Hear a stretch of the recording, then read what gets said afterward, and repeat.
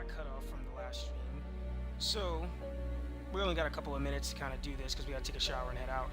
But the idea right now is what we were looking at for our build. Where we're looking pretty good. We're looking pretty good with the build.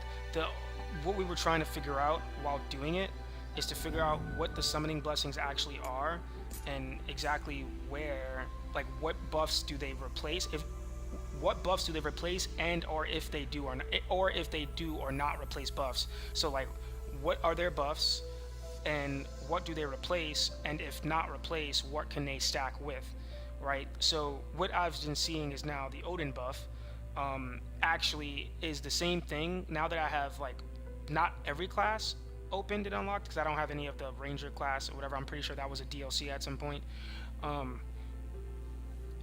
It has see right here we have mighty strikes now.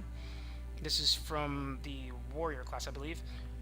This makes it so that way temporarily your attacks it makes it so your attacks can pierce the enemy.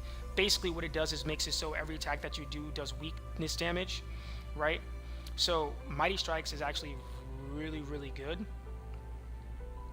for doing damage. I'm going to actually apply mighty strikes over to our void knight to increase the slash damage, which would be actually massive, right? Because we won't need the Odin buff to go close to the enemy to stack it. We can actually just use mighty strikes now that we have more abilities and more skills.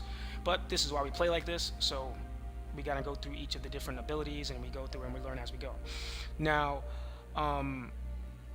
what I've noticed is that with the Odin buff, I don't see a difference between stacking the vulnerability with that. However, mighty strikes is not just for physical damage. So it's like, so you say physical damage applies buildup of a debuff which causes vulnerability to all attacks. That's the Odin buff, so it's physical attacks only. Mighty strikes, however, is not the same thing. Mighty strikes is actually better than the Odin buff because it applies it with every attack that you do has a chance to pierce the enemy. So boost own attack type temporarily, allowing you to more easily pierce the enemy's resistance, right? Boost own attack type.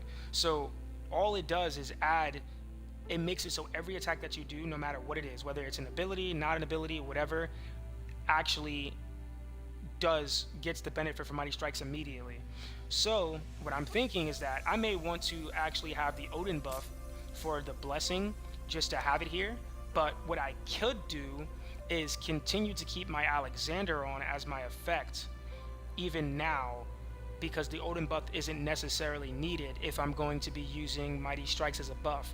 Now the caveat to that is because right now we're kind of fluctuating between like very close to being maxed out on our job affinities, so it's very weird at what we have access to and don't have access to, right?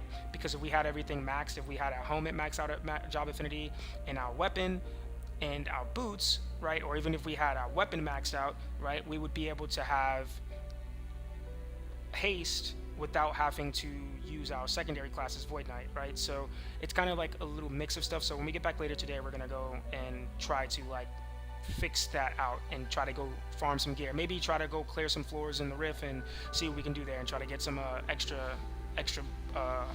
gear for that. But for now we're just gonna call it. We got to take a shower and get out of here, but later guys, we'll see you guys later.